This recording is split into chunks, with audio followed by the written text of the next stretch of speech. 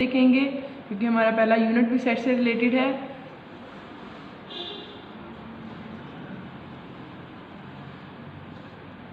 Set आपके पास क्या होता है? Set is a collection of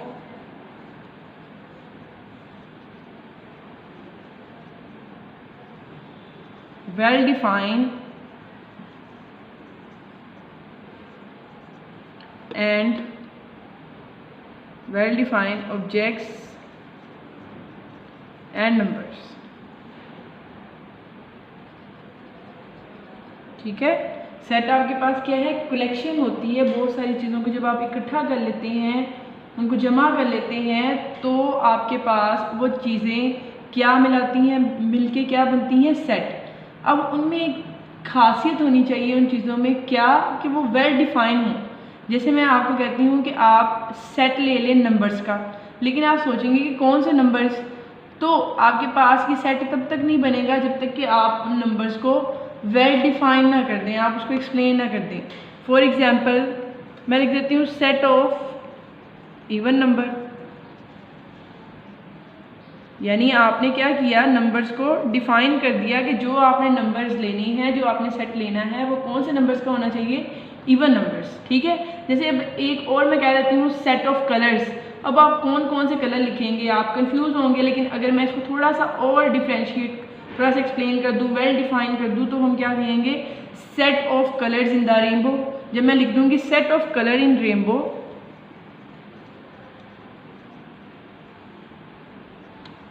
तो ऑफ कोर्स आपको अच्छे से समझ आ जाती है कि आपने कौन कौन से लिखने हैं जो आपकी रेनबो में आपको कलर नज़र आते हैं, रेड, ग्रीन, येलो, ये सारे कलर जो हैं वो आप इस सेट के अंदर लिखेंगे। ठीक है, सेट के आपके पास collection of well defined objects and number. तो ये हमने ऑब्जेक्ट्स और नंबर्स की एग्जांपल ले ली। ऑब्जेक्ट्स मीन कलर आ गए, और आप सेट में नंबर्स को भी एक्सप्लेन कर सकते हैं, जैसे मैंने आपको कहा इवन नंबर। फर्स्ट कर लें आपके पास, अगर इस सेट को मैं ए से, हमेशा हम सेट को एक कैपिटल लेटर से रिप्रेजेंट करते हैं, और अगर हमने सेट ऑफ इवन नंबर लिखना है तो मैं एक सेट को कैसे लिखूंगी? ए इज इक्वल टू, हम ब्रेसेस यूज़ करते हैं यानी ब्रैकेट्स लगाते हैं, A is equal to even number. आप छोटी क्लासेस में पहले पढ़ चुके हैं इवन नंबर कौन से होते हैं? जो 2 पे डिवाइड होते हैं, यानी इसमें 0, 2, 4, 6, 8। चूँकि आपके पास कोई बाउंड्री नहीं है कि आपने इवन नंबर्स कितने लेने हैं, तो आप आगे क्या लगाएंगे? सो ऑन। ठीक है, ये आपके पास क्या आ गया? एक सेट आ गया, जिसको आप क्या कहते हो? Set of even number. अब नेक्स्ट है आपके पास set of colours in rainbow. अब मैं अगर इसको बी से रिप्रेजेंट कर दूं, तो बी के अंदर हम लिख देते हैं रेड, ग्रीन, ब्लू एटसेट्रा, जो भी इसके अंदर आपके पास कलर्स आते हैं। ठीक है, ये आपके पास क्या हो गया? सेट की डेफिनेशन। अब हम नेक्स्ट देखते हैं कि सेट को रिप्रेजेंट करने के लिए, उसको एक्सप्रेस करने के लिए कितने आपके पास वेज हैं, कितने मेथड्स हैं। ठीक है, there are 3 ways, there are 3 ways to represent or express a set। वो कौन से वेज हो सकते हैं? सबसे पहला जो आपके पास तरीका है या मेथड है या वे है जिससे आप सेट को रिप्रेजेंट करते हैं, उसको हम कहते हैं डिस्क्रिप्टिव फॉर्म।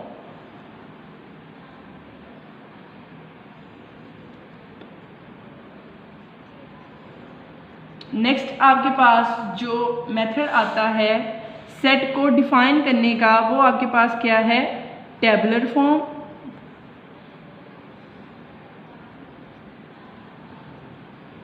और थर्ड मेथड जो आपके पास किसी भी सेट को एक्सप्रेस करने के लिए हम यूज़ करते हैं, उसको हम कहते हैं set builder form.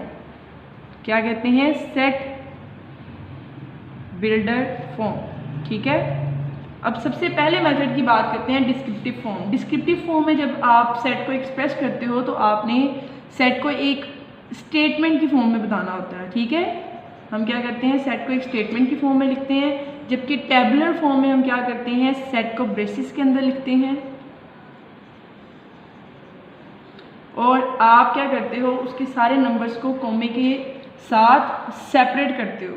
Set builder form में आपने कॉमन प्रॉपर्टी यूज़ करनी है जो कि सारे सेट में हो, और उसके साथ उस सेट को एक्सप्रेस कर देना है। ठीक है, अब वन बाय वन हम इनके मेथड देख लेते हैं। सबसे पहला मेथड जो हमारे पास है वो कौन सा है? नंबर 1 मेथड है हमारे पास descriptive form.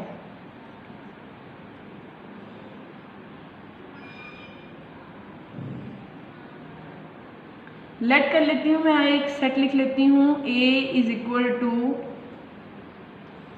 1 2 3 4 5 up to so on. ठीक है, अगर हम गौर करें कि ये आपके पास कौन सा सेट है, मैं इसको n से रिप्रेजेंट करती हूँ, ज़्यादा वाज़ेह हो जाएगा और ये आपने पढ़ा हुआ है पहले भी। n से हमने इस सेट को रिप्रेजेंट किया और ये नंबर्स कौन से हैं? Natural numbers. ठीक है, ये सेट कौन सा है? नेचुरल नंबर्स का सेट है। लेकिन अगर आपने इसको डिस्क्रिप्टिव फॉर्म में लिखना है तो आप कैसे लिखेंगे? आप इसकी एक स्टेटमेंट लिख देंगे। आप लिखेंगे n इज इक्वल टू, सबसे पहले जिससे रिप्रेजेंट किया वो एज इट इज़ आ जाएगा और इस सेट की जगह आप इसकी स्टेटमेंट लिख देंगे कि सेट ऑफ नेचुरल नंबर्स।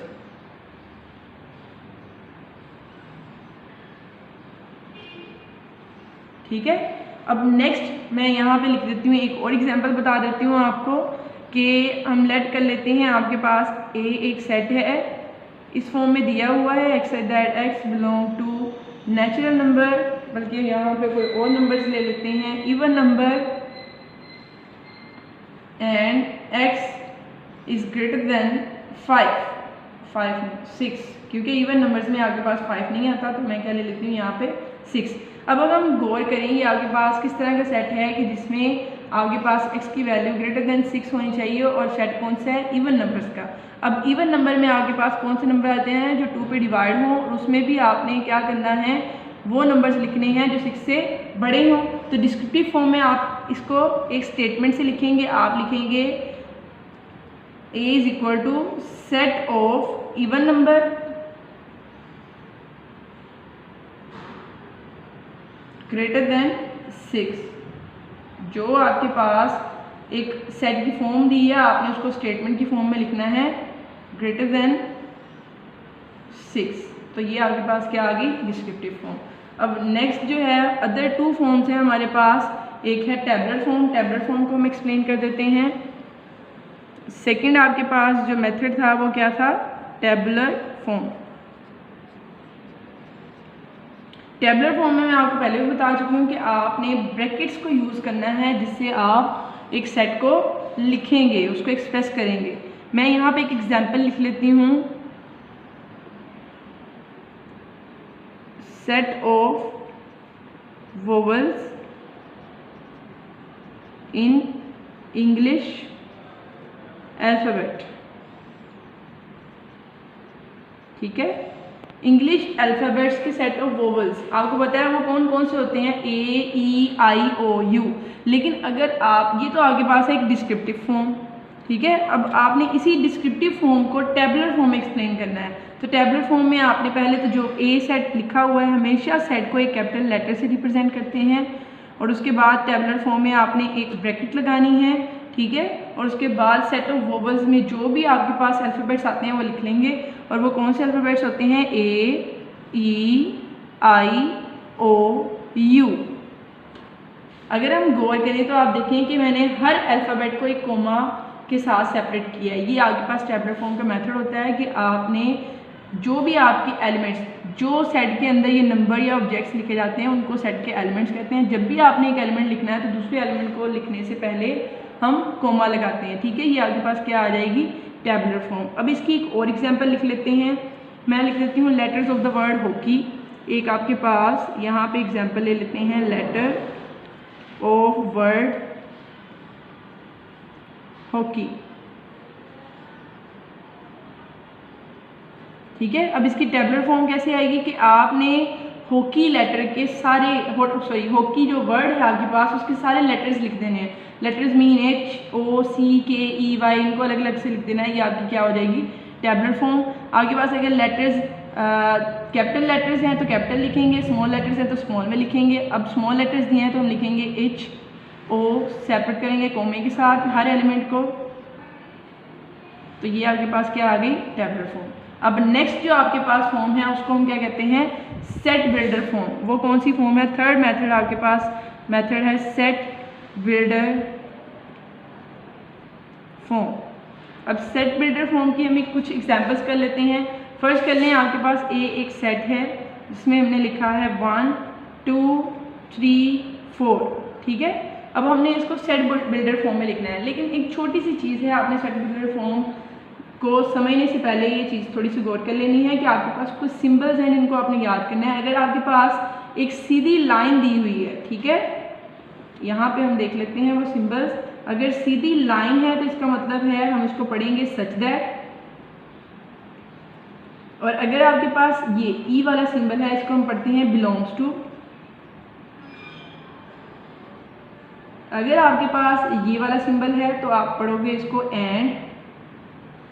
अगर आपके पास ये वाला सिंबल आता है इसको पढ़ोगे और। अगर आपके पास ये वाला सिंबल आता है आप इसको पढ़ोगे greater and equal, greater than and equal, greater than and equal, ठीक है। अगर ये वाला सिंबल आता है हम इसको पढ़ेंगे स्मॉलर देन एंड इक्वल, ठीक है। ये सारे सिंबल आपके बुक्स पे दिए हुए हैं, आपने इसको याद कर लेना है। अब हम सेट बिल्डर फॉर्म लिख लेते हैं।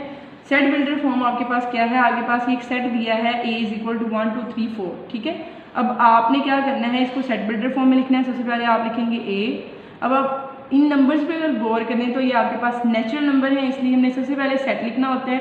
X that x belong to, कि ये आपके पास जो नंबर है किससे बिलोंग कर रहे हैं, नेचुरल नंबर के साथ। कि आपका जो सेट है वो किससे बिलोंग करता है, नेचुरल नंबर्स के साथ। अब इन नेचुरल नंबर में एक बाउंड्री है कि आपके पास जो नंबर है वो लिमिटेड है, तो उस बाउंड्री को भी हम एक्सप्लेन करेंगे। And x that x belong to natural number, and जो एक्स की वैल्यू है वो क्या है, लेस देन 5, ठीक है।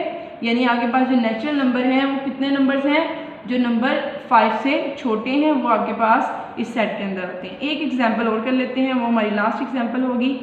हम यहाँ पे लिख देते हैं set of whole numbers, set of whole numbers.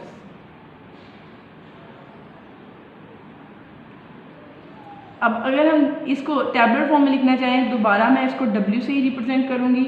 और कैसे लिखूँगी, x that x belong to, यहाँ पे सेट था नेचुरल और यहाँ पे कौन सा है, होल नंबर्स का, तो आप इसको लिख देंगे W। बस ये आपकी क्या आ गई, टैबुलर फॉर्म। आज के लेक्चर हमारे यहाँ ख़त्म होता है। इंशाल्लाह जल्द मिलते हैं अगले लेक्चर के साथ। अल्लाह हाफ़िज़।